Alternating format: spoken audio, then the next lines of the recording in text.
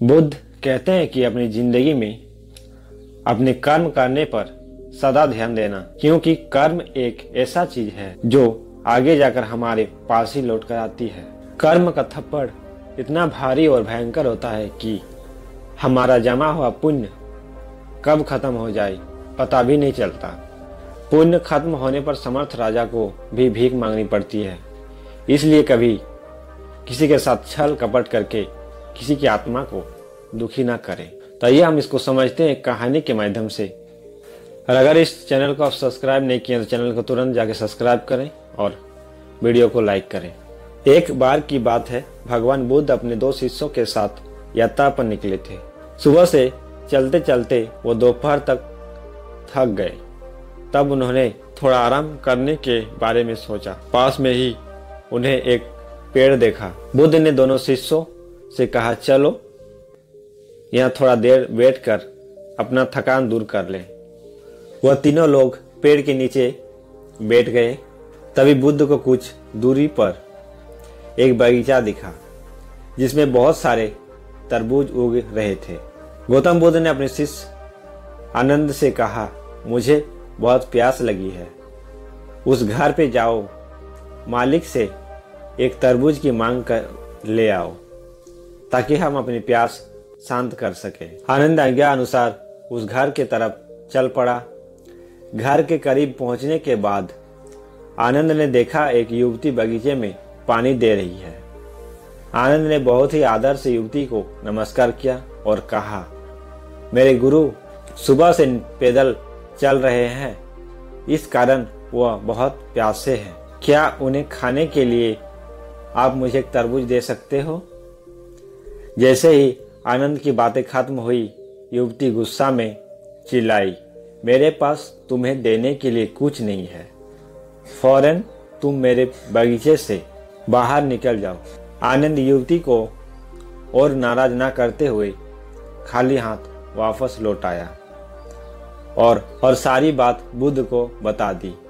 बुद्ध बस मुस्कुरा दिए और अपने दूसरे शिष्य से बोले, कश्यप जाओ तुम तरबूज मांग कर लाओ। कश्यप के मन में संदेह था कि क्या वह युवती उसे तरबूज देगी। फिर भी उसका कर्तव्य था कि वह अपने गुरु के आज्ञा का पालन करे, इसलिए वह घर के तरफ आगे बढ़ता रहा।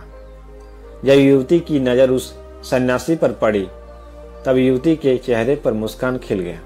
वह युवती भी नहीं समझ पाई कि उसके चेहरे पर यह मुस्कान क्यों है। वह युवती कश्यप के पास गई, उनके पैरों में झुककर नमस्कार किया और उसने पूछा, आप कौन हैं?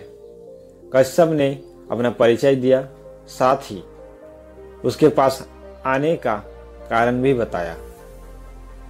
युवती उन्हें आदर पूर्वक बगीचे में ले गई, फिर बगीचे से बड़ी सावधानी पूर्वक चुनकर एक तरबूज तोड़कर लाई और उनसे बोली, आदरणीय संत, यह इस बगीचे का सबसे अच्छा तरबूज है, कृपया इस भेंट को स्वीकार करें। कश्यप भी युवती के इस व्यवहार से काफी हैरान थे। कश्यप आभार व्यक्त करते हुए वहां से लौटने लगे। आनंद ने देखा कि कश्यप एक बड़ा तरबूज लेकर लौट रहे हैं। वह देखकर आनंद को भी बड़ी हैरानी हुई, लेकिन बुद्ध के चेहरे पर शांति के भाव थे। दोनों शिष्य बुद्ध से कुछ पूछे इससे पहले बुद्ध ने कहा, चलो मैं आपको एक कहानी सुनाता हूं। बहुत पहले 2 साधु एक यात्रा पर थे। वह दोनों काफी अच्छे दोस्त भी थे। गर्मी के दिन और तेज धूप में वह सुबह से चल रहे थे, जिससे वह प्यास और थकान से भर गए थे। तभी अचानक उनकी नजर सड़क के किनारे मरी हुई बिल्ली पर गई।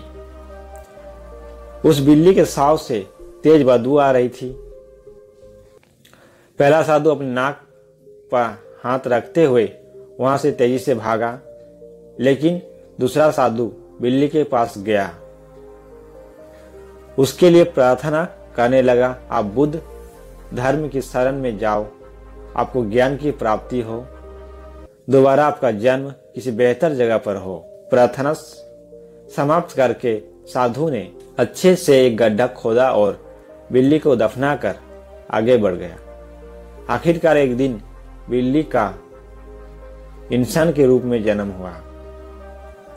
आप अभी जिस युवती से मिले वह वही बिल्ली थी जिनका इंसान के रूप में जन्म हुआ था। आनंद, आप पिछले जन्म में वह पहले साधु थे जो बिल्ली से दूर भाग गया था। कश्यप, आप दूसरे साधु थे जिन्हें बिल्ली को आशीर्वाद दिया था, उसके लिए दया दिखाया था। इसलिए जब आज युवती ने कश्यप को देखा तो उससे अपनी आप खुशी महसूस हुई, जबकि आनंद ने बिल्ली के प्रति घृणा दिखाई थी। इसलिए आनंद को देखते ही उसे गुस्सा आ गया।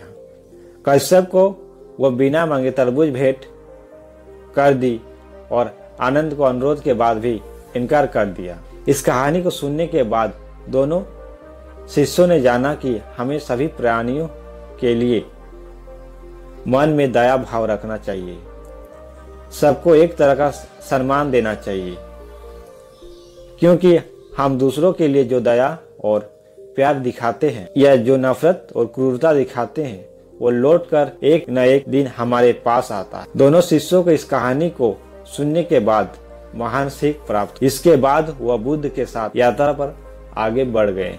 इस कहानी से यह सीख मिलती है कि हमारे कर्म एक न एक दिन लौटकर हमारे पास आ ही जाते हैं, चाहे वह अच्छे हो या बुरे हो।